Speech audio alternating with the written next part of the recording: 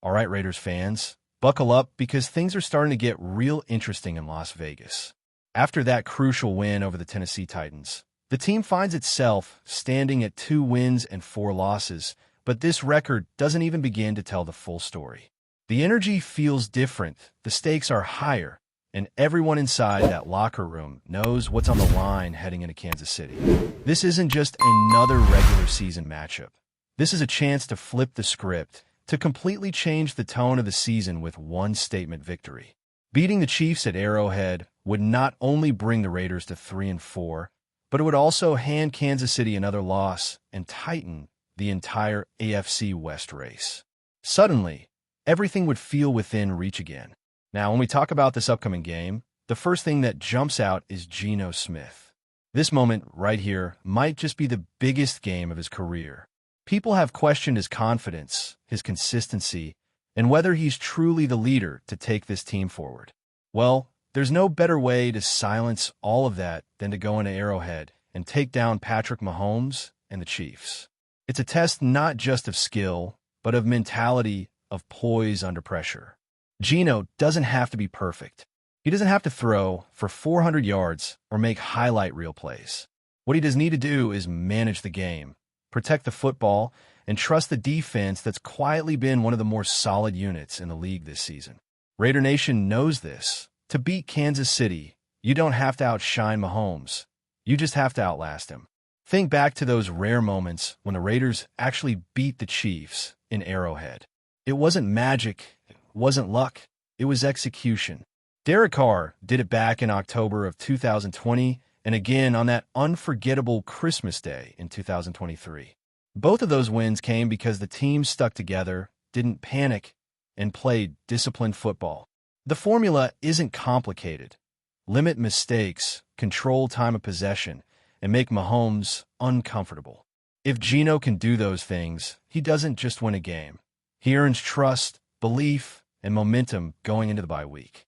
Confidence is contagious, and a victory in that environment would light a fire under both the fan base and the locker room. Now, shifting over to the other side of the ball, the defense has been one of the true bright spots of this team so far. Sure, there have been a couple of rough outings. The games against the Commanders and the Colts were forgettable. But outside of those, this unit has quietly been climbing the ranks statistically. They're sitting near the top half of the league in yards allowed and have shown the kind of resilience and toughness Raider fans have been craving for years. But now comes the real test. Facing Mahomes, Travis Kelce, and Andy Reid's offense is the ultimate measuring stick. Every mistake gets magnified. Every penalty feels twice as painful, and every missed opportunity could mean the difference between victory and defeat. We all know how it goes in Arrowhead. The crowd's loud, the referees seem to tilt the calls just enough, and somehow the Chiefs always find a way to keep drives alive. That's part of the reason Raider Nation feels this one so deeply. It's not just about beating Kansas City. It's about beating everything that comes with them. The noise, the hype, the reputation, the so-called dynasty. The Raiders have a chance to make a statement here, and it's going to take everything from that defensive front to make it happen. Max Crosby, Thomas Booker, Lecky Fodu, Tyree Wilson, and Malcolm Kuntz. This is your moment. You have to get after Mahomes, pressure him, make him uncomfortable, and do it all without crossing the line into roughing the passer territory. That's easier said than done, but it's what great defenses do. Kansas City may be defending division champions, but that doesn't make them unbeatable. Mahomes is still human, and even though he's been efficient, 11 touchdowns to only 2 interceptions, he's had to work harder this season to keep that offense afloat. The Chiefs' receivers have been inconsistent, and if the Raiders' front 7 can force Mahomes to move off his spot and throw under pressure, there's a real opportunity to force turnovers. The formula from last December still applies. Let the defense set the tone. That game wasn't won because of offensive fireworks. It was won because the defense made life miserable for Mahomes. That's the template again this week. And speaking of the Chiefs' offense, the return of Rashee Rice adds another wrinkle. He's coming back from suspension, and you can bet he's going to be fired up and featured heavily in their game plan. Rice thrives in those short and intermediate routes, turning small gains into big ones, And that's exactly what the Raiders must take away. If you're defensive coordinator Patrick Graham, your mission is clear. Don't let the middle of the field become Mahomes' playground. You can't let him dink and dunk all night, because he will do it if you give him the chance. Force him to push the ball outside the numbers, tighten the windows, and rally to the football. Eric Stokes and Darian Porter are going to have their hands full, and it's time for Porter to start showing more of what he can do.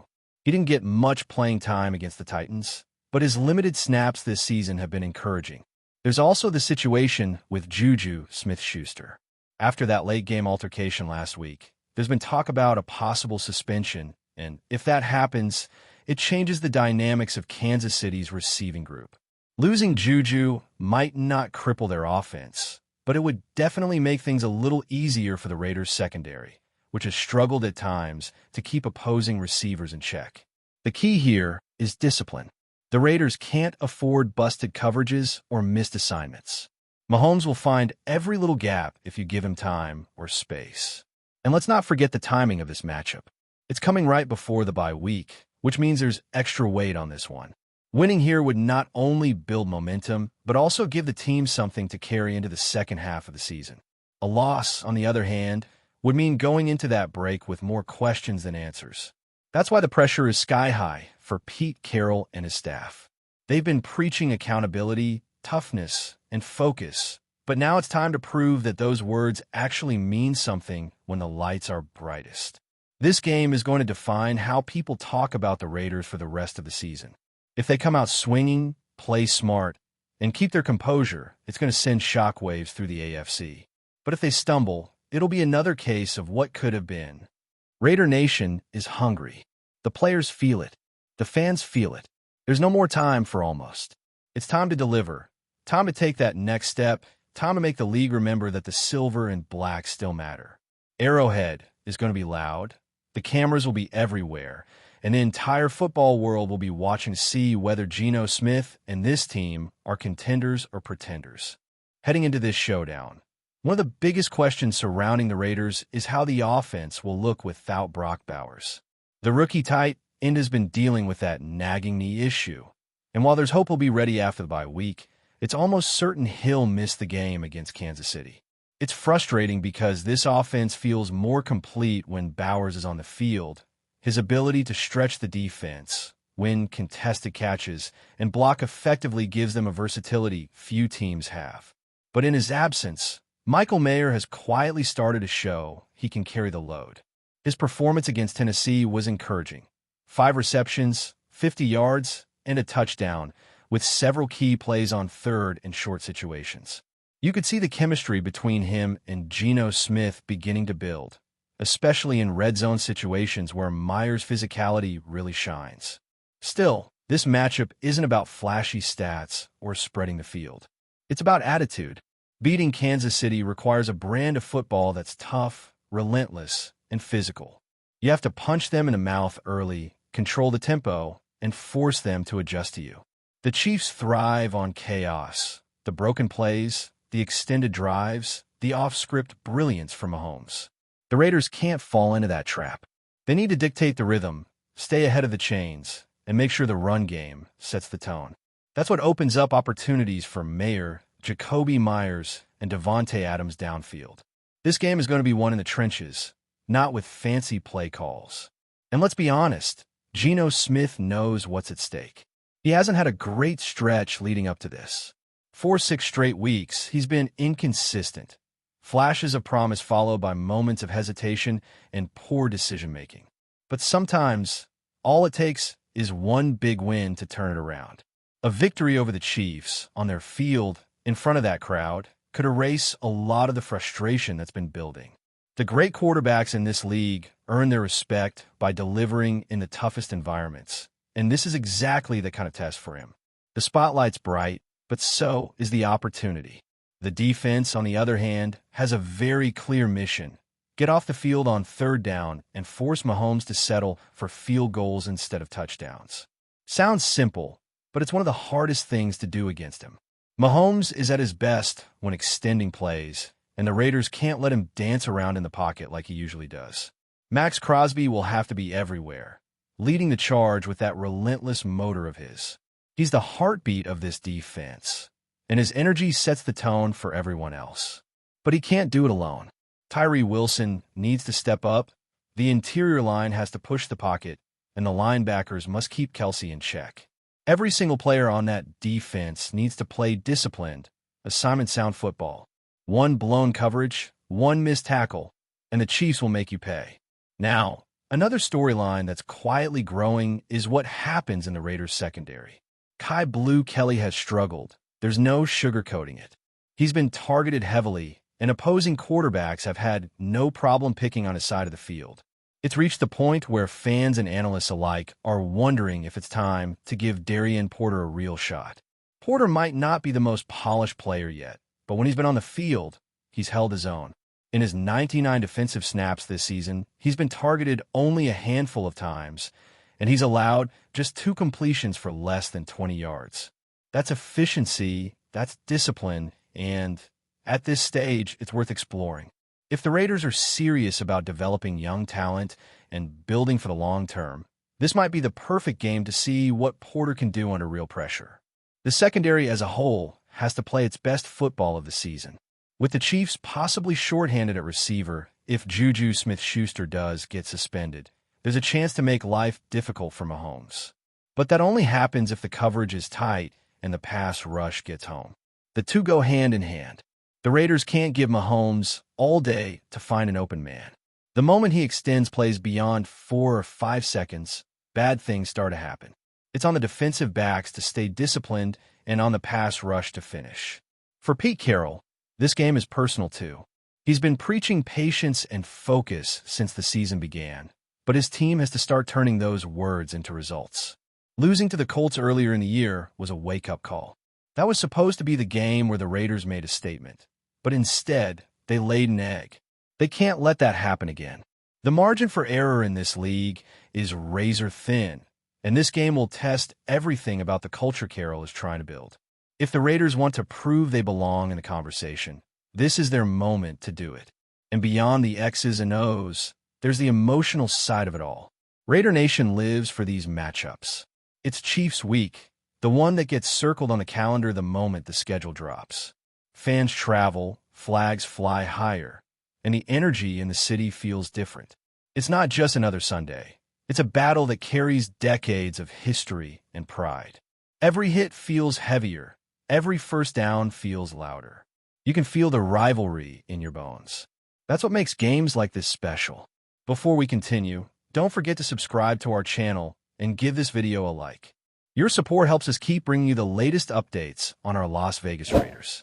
And don't be shy. Drop your thoughts on the news in the comments below. Rumors are swirling across the NFL as one of the league's most formidable safeties, Budda Baker, reportedly turned down a contract extension with his current team, opting instead for a fresh start with the Las Vegas Raiders. Sources close to the situation suggest that Baker, known for his relentless hitting and game-changing instincts, has been quietly evaluating his options for weeks, leaving fans and analysts speculating about his next move. The buzz around Baker's potential switch has intensified as whispers from league insiders indicate that the Raiders are positioning themselves to make a significant splash in the upcoming season. Las Vegas, long eager to bolster their defensive backfield, reportedly sees Baker as the missing piece that could transform their secondary into one of the most feared units in the league. While no official announcements have been made, the chatter is loud. The Raiders are aggressively pursuing Baker, and the player seems increasingly inclined to embrace a new challenge under the bright lights of Sin City. Baker's decision to decline a renewal comes as a surprise to many, given his solid tenure and the strong rapport he developed with teammates. Yet, in the often unpredictable world of professional football, such moves are not unheard of. Insiders speculate that Baker is not only seeking a fresh environment, but also a chance to showcase his skills on a stage that could elevate his legacy. The Raiders, with their high-profile roster and ambitious ownership, appear to offer the perfect backdrop for such a career-defining chapter. Fans of both Baker's former team and the Raiders are already abuzz with excitement and anxiety. Social media platforms are flooded with theories, mock trades, and heated debates over how this potential move could reshape the landscape of the league. While nothing is confirmed, The mere possibility of Baker in silver and black has sent a ripple through the NFL community, promising one of the most intriguing storylines of the offseason. If the rumors hold true, Buda Baker's arrival in Las Vegas might just be the spark that turns the Raiders into serious championship contenders. That's it for this update. If you enjoyed the video and want to stay updated with exclusive news about our Las Vegas Raiders, be sure to subscribe to our channel and hit that like button. We can't wait to hear your thoughts in the comments. See you in the next video.